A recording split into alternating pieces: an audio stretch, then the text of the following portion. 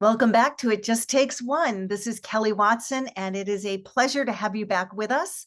Today, I am very honored to introduce you to Dave Carlson. Dave is the recent best-selling author of a book titled Shorten the Learning Curve Using Light Bulb Moments. As you listen to this conversation, you'll find out that Dave is a former math teacher and he went into real estate for a while. He's retired now, but he's beginning to share some of the lessons he's learned in life. And at heart, he's really a storyteller.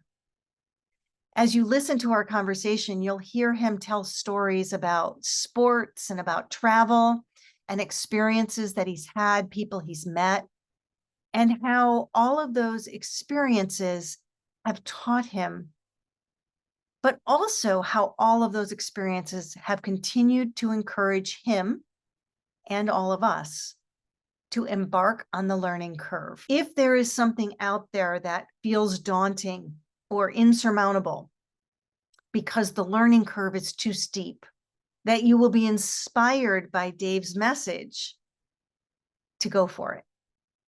And even as you progress and move through your life, that you will often pause to appreciate light bulb moments, to be open to the wonder and the curiosity and the awe that can happen when we're open to learning and discovering something new. This is It Just Takes One. One person, one experience, one moment to change your life.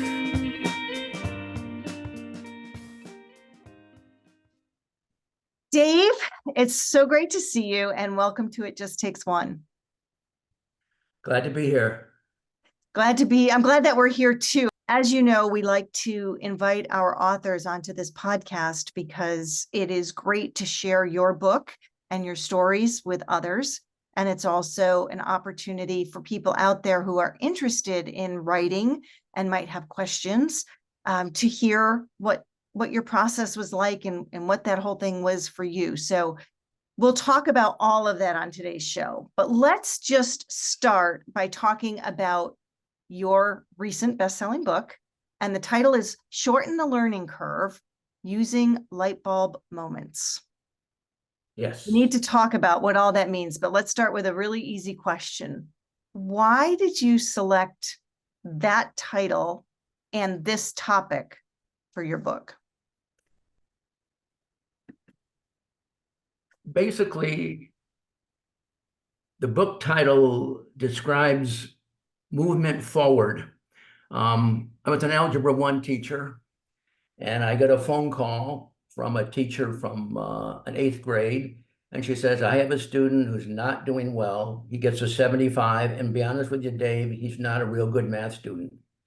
He wants to do well in Algebra 1. He and his mom want to send him to a good college. Can you tutor him? And this was in June. She called me, so I called the youngster and his mother and chatted with them. And we started working, I think, the first week of July, every Saturday morning for 2 or 3 hours. My objective was to have him always be ahead of what he was going to learn.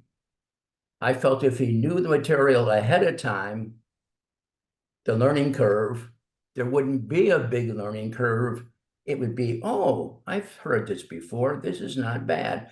So we worked very hard for 2 months, getting the basics in. And again, we covered the stuff they were going to cover the first 2 weeks to 2 or 3 weeks ahead of time. The first week, he said, this is nice going in, and I know the stuff already.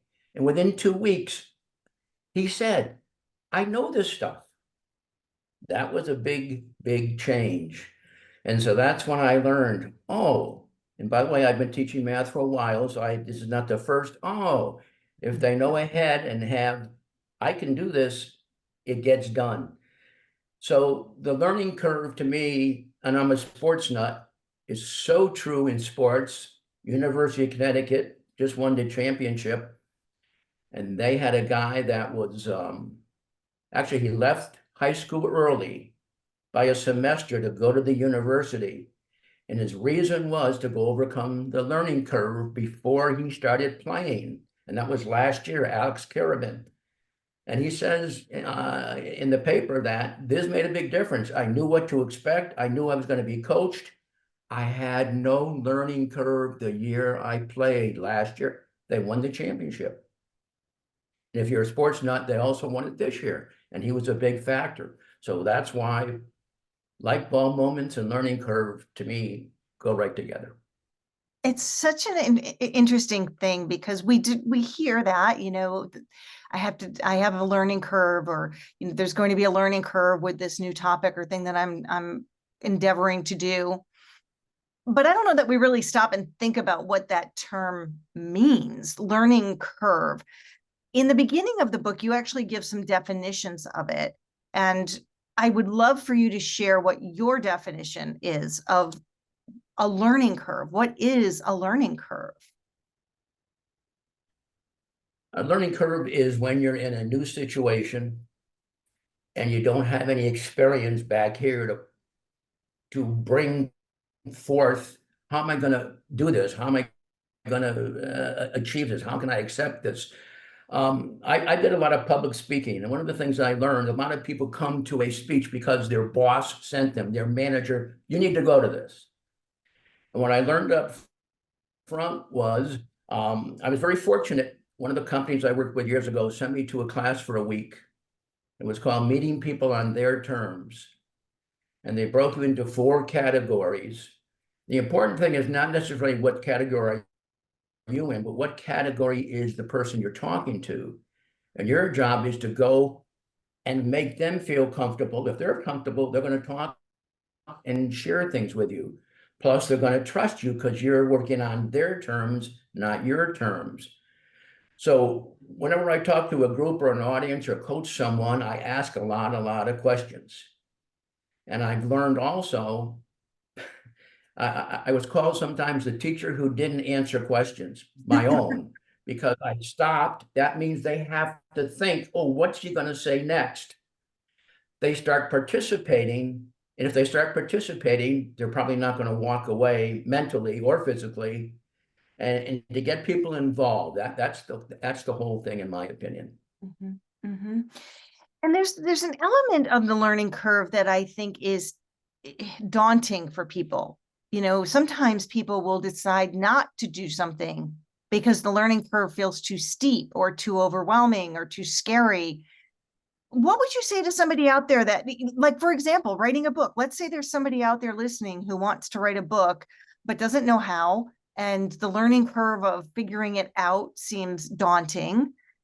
How would you advise them with your knowledge of the light bulb moments that happen and how the learning curve can be broached even when it feels daunting? The first story in the book is entitled Leave, Leave. I went to a high school, second oldest in America, started in 1638. And most of my teachers were there 20, 30, 40 years. After college, I went back there as a history teacher. At the end of the first year, the vice principal, who had been my history teacher when I was a student, said, come up and see me at the end of the day. And he said, Dave, I'm glad you're here. We chatted about teachers and so forth. And he said, I've been here 43 years and I'm leaving in 30 days. I'm retiring. He said, I'm glad you're here and I want you to leave. And if you come back, great. If you don't come back, great. I want you to go out and sample the world, which I never had a chance to do. That was the first wow that I really remember in my life. He sent me on a journey. So within a few years, I was teaching math. I was teaching in California, left teaching, went into the business world, did a lot of different things. And a lot of the classes or programs I led, I'd see them later and they'd say, gee, remember that story you said such. I tell my kids about that. I tell my associates. And that's when I said, gee, I got to start writing some of these things down. So 7 or 8 years ago, I just started writing down I did a lot of substitute teaching, and I had sometimes on the computer, and I'd write a story, put it in a folder, and did this for several years. I finally put together about 45 to 50 stories, and it took me several years to do this. And we had a new pastor, and he had a PhD in English. And his number one thing about him that was so great, he was a great communicator. Fabulous. If he met you once, he knew you, he knew your story. I sent him those stories, and his response is actually on the cover of the book. He said, Dave, these are wonderful and great. It reminds a little bit of Will Rogers and Good Folk Stories. He said, it's very deceptive. And that said to my brain, keep going. And now 3, 4, 5 years later, with your help, this is what I have. I love that. So keep going and don't be afraid to let it take time, that it doesn't all have to happen all at once, that it can unfold over time as you collected your stories and wrote them down and eventually compiled them, and here they are. You are a wonderful storyteller. And as you read the book, those of you that are listening, when you go and read the book, you'll enjoy the stories. I think we often learn through story. And a lot of your stories, Dave, are about sports. So I often think sports are an analogy for life, so I get it. But share with the listeners who don't know you a little bit about your interest in sports and why you choose to tell those kinds of stories to teach your lessons and to make your points. As I talked about University of Connecticut and then Alex Kirban and what happened to him. It was a follow-up story last spring in the Dallas Morning News, and it talked about Seager, the shortstop. He was an all-star shortstop in Los Angeles, traded to the Texas Rangers 2 years ago. And new team, Texas is a little bit different than LA. New family, all sorts of new things. He had his worst year ever. I don't think he realized that there was going to be a period here that he had to do things differently. New teammates, new leadership, new management, new surroundings, kids in a new place, everything new. And I think he finally said, last year, 23, he said, everything clicked because I knew what I was doing. I knew my friends. I knew how to do this. I knew how they were going to practice. I knew what the leadership was doing. And he had his best year ever by far. MVP of the world champion, Texas Rangers. So that's another sport story. But it was very interesting.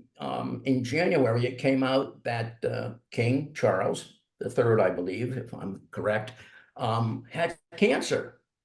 And immediately I said, oh, this is interesting. I'm a history major, so I'm always interested in what's going on. And I saw in the paper, it said that the prince and princess, his son, and the marriage, would have to help because he wasn't going to be able to do all this. And the headline said, Prince and Princess on learning curve. There it is in life. So it's not just sports, it's everything all the time. We just sold our house. We're both in our early 80s to a retirement community. It's very different. Now that we've been here for 2 months, we're getting a little accustomed to it. Yeah, there's a learning curve. And I don't care if you're 2 or 22 or 82, there's going to be some learning things because one of the key things in the book is life changes whether you like it or not. Plain and simple. Isn't it? It's absolutely the truth. Absolutely the truth. Actually, I love that you just gave some very practical real life examples, but certainly about the royalty and the monarchy and how their learning curve is happening. Funny that they use those words in the article. And also because as you were writing this book, actually just about done, you were in the process of selling your house and all of the chaos around that and settling into a new place. So how do you take that concept that life happens to you whether you like it or not. Change is inevitable. You will have a learning curve. It's okay to take it a little bit at a time and allow yourself the space time that you need to learn what you need to learn. How do you incorporate light bulb moments into that? You kind of mentioned them a little bit earlier, but in the practical example, for example, you moving into this new community, what are some of the light bulb moments that have helped you make that transition?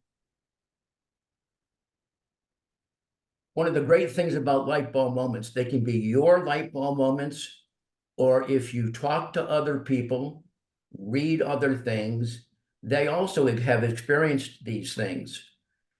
And I read a book from the University of Chicago, and it's in my book, study was done that people learn not only from their own mistakes, but from other people's mistakes.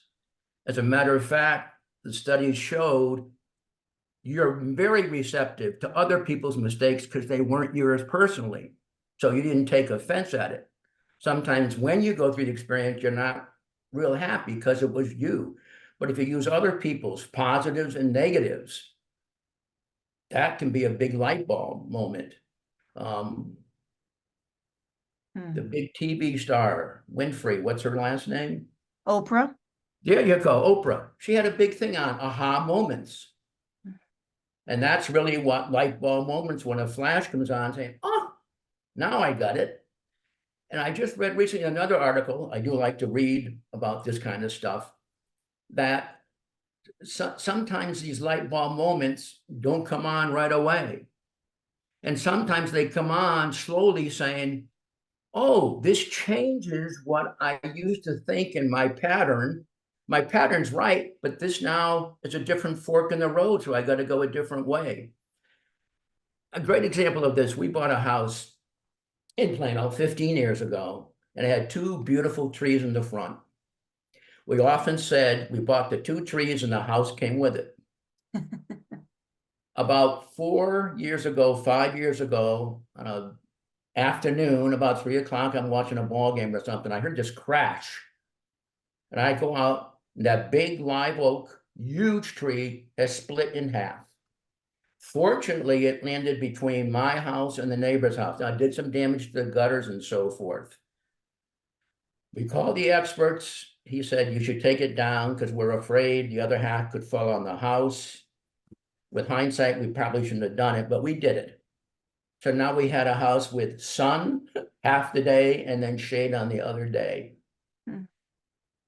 We started to lose the leaves on the second tree 2 or 3 years later.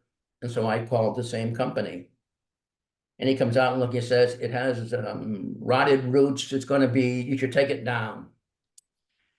So now we're going to have a beautiful house with no trees protecting us in Texas. And guess what? We couldn't do one thing about it. Life throws you stuff, accept it. That's it, period. End of conversation.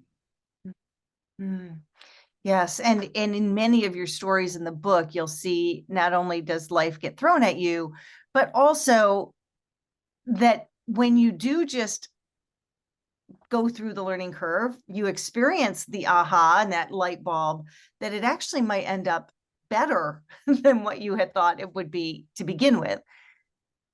I'm thinking about a couple of the stories. We talked about sports, obviously that's important to you, but we can't dismiss the fact that you were a math teacher, as you mentioned earlier, and some of the stories where you integrate your math background into them. Can you share a story that might come to mind that where you're talking about the math component and how that was an important element in your life? Interesting story. I was with my wife in New York State and in Vermont in the second week of October, foliage season. And we had just been to Vermont for 4 or 5 days. In those days, we used to try to go back every fall for a couple of days at least. And we were in New York visiting her friend, and I got a phone call from a high school in Frisco and said, we need you tomorrow. We have a geometry teacher who has been here for a month and really bad reports on her. Can you be here tomorrow? I said, no, it's Thursday. I'm in New York. I will be back Monday morning.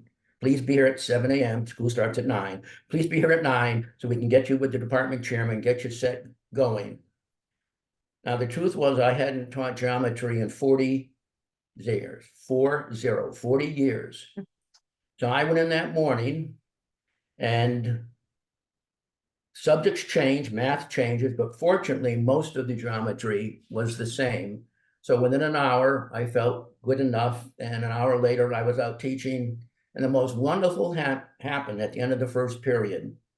A girl comes up and she says to me, Mr. Carlson, I have learned more in the first period with you than I did that lady for 30 days. So I said, well, I guess I'm going to be doing okay. So every day I went in early, reviewed it. Parenting is like teaching. You're teaching kids. You're showing them the right way, step by step. The biggest thing in math is everything is a step to a step to a step to a step. You got to have knowledge of adding, subtracting, multiplying, dividing, and then you do pre-algebra. You can't do 2x equals 5 unless you know how to divide. And then you learn whatever you do to the left, you do to the right. So there's a process in math. And I think in most things in life, there is a process that you go through, whether you realize it or not, there is. A great example of this is we were in France. Yeah, we were in France about 5 years ago. And we were in Giverny for the weekend. No, excuse me, we were in Mount Saint Michel for the weekend, and we were all going over to Giverny. But we wanted to go see the cathedral at Chartres, Chartes, built in the 1200s. Supposed to be one of the most magnificent. We drive there and we see people all over, young people walking with blankets and sleeping bags, and we didn't know what was going on. We saw a car go up to a gate, speak to the guy, and they let him in. I said, oh, we're going to follow him. We went up to the gate, and the guy says, yes, can I help you? I said, yeah, I want to come see the cathedral. Answer was, that would be impossible. I said, I beg your pardon? He says, oh, this is such and such. I didn't quite understand what he said, but no, there's no way you can get up there. We're more than full. We drive away. We drove special to see this place, and I don't go to France every day of the year or every year. So we said, this is not acceptable. Very fortunately, about 3 blocks down, there was a priest. My wife stopped. Fortunately, he spoke English. And she asked him, is there a parking space somewhere in the next few streets or blocks or something, and get it to the cathedral? He said, oh yeah, just go find a parking space and follow the crowd. So we found a parking space, and I taught driver ed for many years in high school, so I was pretty good at finding and of course, small cars. And sure enough, we followed literally, not hundreds, thousands of people up all these entryways and get up there. And then I looked to get in. They all have a pass to get in. I said, I don't have a pass. So I go up to the guy, and he doesn't speak much English, but I said, I want to go in cathedral, take pictures. He said, and I understood enough, go around, there's a door open on the side. So we got in and saw all these great pictures, unbelievable cathedral windows, just magnificent, took all sorts of pictures and videos and everything. And we were pooped when we finished and went across the street to a little bar and said, 2 tall beers, please. I went online to see what the thing was. And it was a big notice. Yeah. 16,000 people had walked, mostly kids and teenagers and people that want to repent and everything. They walked from Notre Dame. They had fire that year, so it actually was Saint Sulpice they walked from. But yeah, they walked 65 miles in 3 days, and they come to this cathedral, and that was what we were part of. I mean, a lifetime thing. Thank God we said, no, impossible's not. We're here, we're going to get there. And I think it's just, I didn't grow up with a lot, and I learned, don't take no for an answer and just go make it happen. Sometimes it does, not always, but most times it does happen. Mm. That's a beautiful story. You actually share a lot about your travels in the book. You've traveled to some beautiful places. Can you share a little more of some of the other places that you've traveled that have been great memories for you? Well, fortunately, with the companies I was with through the years, I visited every state but Alaska. So I know America pretty well. Um, when I left California in 2007 and semi-retired, before I went back subject to teaching, we bought a house in Plano. And so for the last 15 years, we traveled quite a bit, mostly in Europe. Fortunately, mostly a month at a time. Last time in France, it was 6 weeks. Um, we've learned really, the first time we went, we weren't sure of traveling that far. We hire a company called Untours. They meet you at the airport. They have a person you can always call and contact if you need help, because we didn't know anything about traveling. And I thought it was a great experience we had, that they gave us a little inside knowledge each and every time. That helps greatly. We also went to Italy, and I had read Rick Steves' books. That's a great, if you're going to travel, guys, Rick Steves, everything's in there. You read it like a book, like a history book. Read it. And we went to see Michelangelo's David in Florence. And sure enough, we got on the bus and parked the car just where he said, took the bus down. And then all of a sudden I said, what exit? What do I get off the bus? So I talked to this lady next to me, and she's, no, I don't, she sort of implied she didn't speak English, but she said, and she tapped the lady next to her and talked to her, and that lady came over and said, how can I help you? I said, I don't know what bus stop to get off to go see David at the academy. And she said, let me get my son, just a minute. Brought over this young guy in his 20s, and who spoke very good English, obviously, and said, oh, okay, I'll get you off there. He said, it's a tough place. I'm gonna actually walk you to the academy, because in Italy, there might be a strike, there might be a demonstration, which there was, getting off the bus. If he hadn't taken us around the demonstration, I don't know. We got there with 10 minutes to spare. It's a time ticket. If you don't get there, you don't get in. Because of this wonderful person helping us, and that's the biggest thing we've learned. Most people in Europe want to help you. They'll answer your questions. They'll go out of your way. We couldn't find our B&B in England. We followed the Google thing. Then we finally said, well, what are you going to do? I said, let's go back. We went by a eating place, a tavern. Thank you, couldn't think of the right word. A tavern. We went back there, parked the car, and I walked in, went to the head desk there, and I said, I need some help to find this address. He said, just a minute. And he saw some people leaving, and he went over to them, talked to them, and then came over and said, these people will take you there. It's very tricky to find. They'll be glad to help you. We followed them. We went through a road, through a golf course, around, bingo. People are more than willing to help. That's our biggest thing we've learned for travel. I got 10 more stories in the book about that. Travel is great. Yeah, there are many great stories about travel, and just picking some of the lessons out of that, not being afraid to say no, not taking no for an answer, continuing to find new ways, and don't be afraid to ask for help.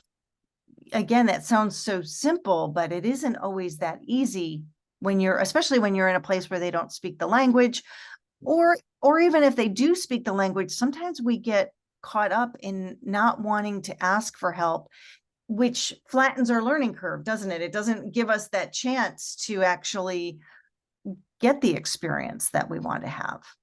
I learned a long time ago that selling, that's teaching, parenting. Selling isn't telling, it's asking questions. Mm-hmm. Again, a simple concept, but a good one to practice, because it isn't always as easy to ask questions as it sounds.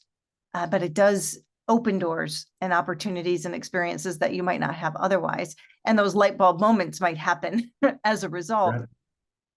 If if you could sum up what you hope people take from your book, Dave, what do you want somebody who reads your book to walk away with? At a young age, I don't know where I got this, but I learned that life is not where you are, it's where you are relative to where you started. Hmm. We were poor. We didn't own a house. We didn't own a car. We didn't own a TV till I was 12 or 13 years old. And by the way, that was all my neighborhood was the same way. There were no cars. There were no houses. We all lived in tenements. Sometimes there was a family of four that lived in a one-bedroom house for 20 years. These are my friends I grew up with. At the 50th anniversary, these are doctors, lawyers, anything's possible. That's what I learned at a very, very early age. Don't take no for an answer. One of the interesting things is when you go to Paris, oh, they're not friendly. We never met one Parisian that wasn't nice and helped us. Never. So don't go with what, oh, no. We wanted to go to, in Italy, we wanted to go to Pusatana. And we were in Trani. And untours lady who knew the area said, what are you going to do? I said, oh, we're going to take the ferry over, walk up, and then take the bus back. She said, no, wrong way. Take the bus over because it stops way up high on the hill on the mountain.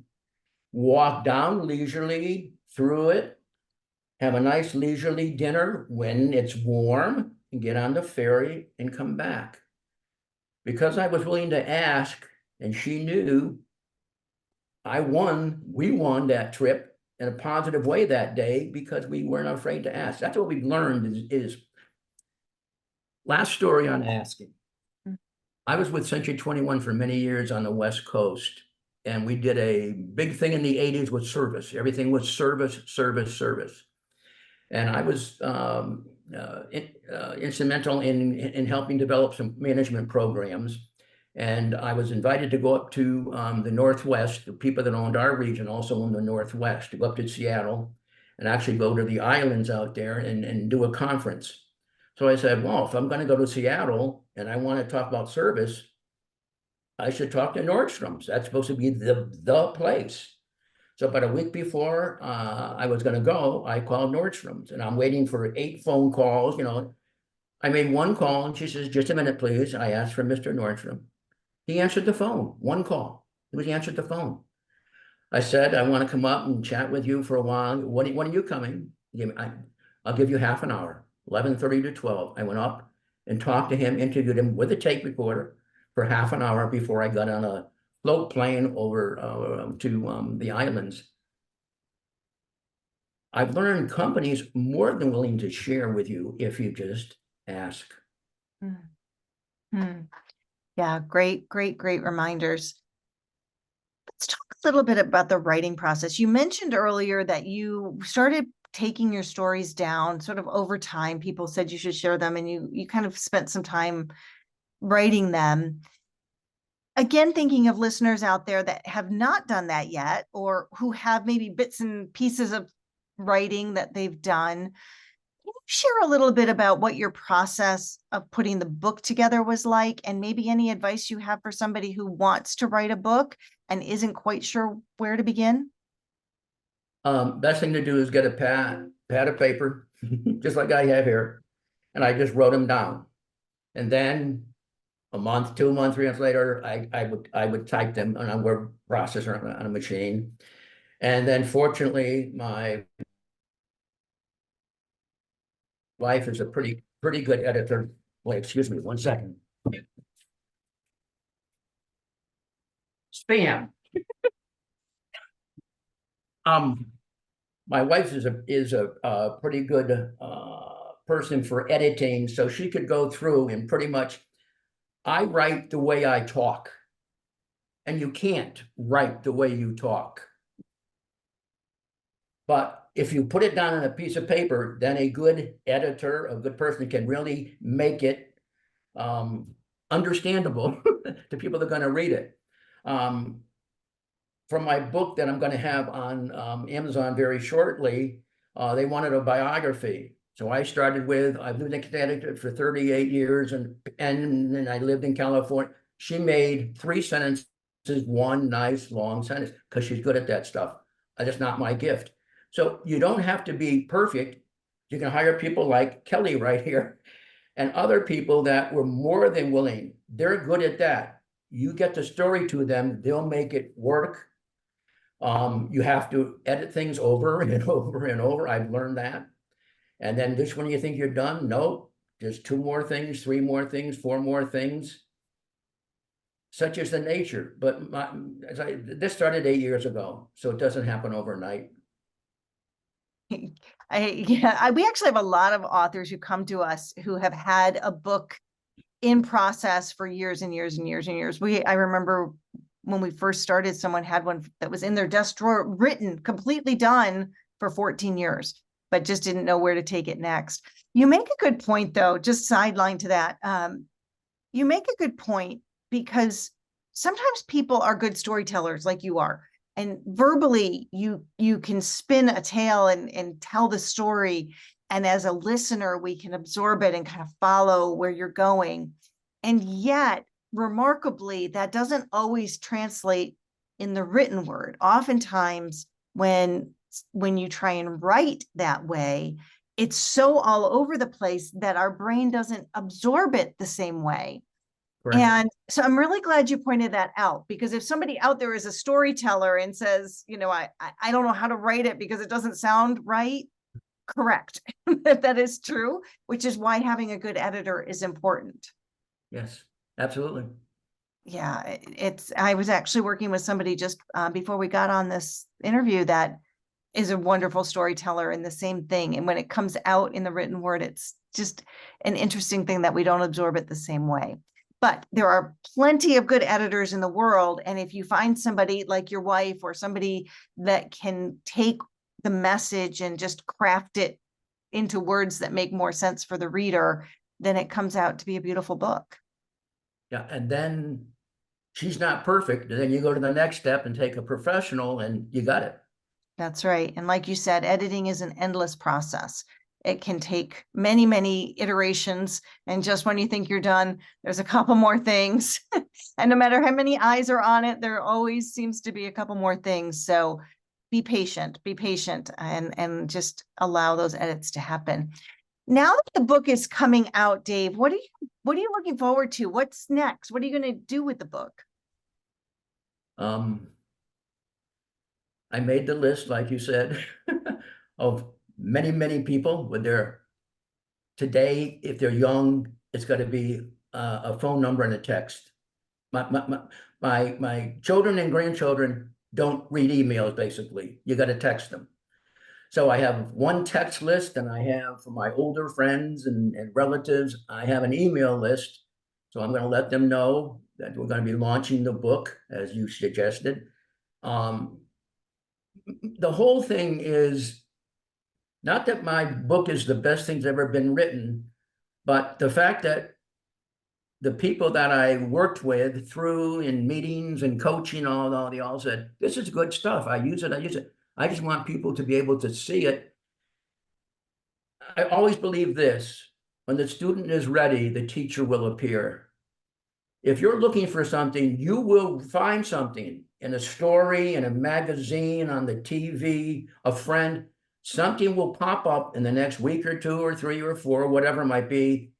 Aha, light bulb moment. There it is. That's what I'm looking for. It's just life keeps moving. It does not stop. John Wooden, coach at UCLA, the day we stop learning, we are dead. So true. So true. Always growing, always growing. And such an inspiration, Dave, that you're in your 80s and you're still growing, getting new book out, sharing your wisdom and your life lessons with anybody, any student that's out there. And I use student in quotes, we're all students of life, students out there who are ready to learn and to take your stories and glean whatever they need from them. Before we finish up today, Dave, I want to just ask you, because the title of this podcast is It Just Takes One, because the concept of one is intriguing. And when we put out one book, one idea, it ripples outward in many different ways. It means different things to different people. So before we finish, I want to just take a moment to hear what It Just Takes One means to you. We can go right back to the very beginning of this conversation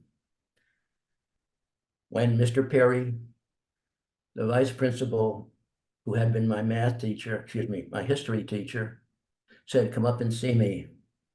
I'm glad you're here, but I want you to leave." That, at age 24 or 25, was a big aha moment.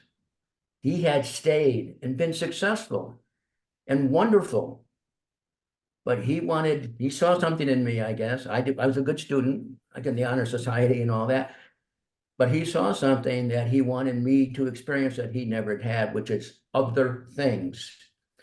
Mark Twain says, anyone that does not travel has missed life.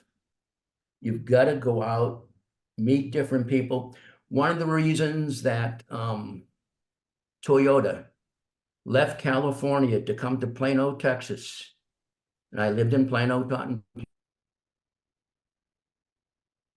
Plano was a cheaper place, more important, very, very spread in terms of cultures, languages, backgrounds, not all from this or all from that or all have, no, a sample of everything. And that's the way life is. And folks, if you don't like it, it's going to be more that way in the future.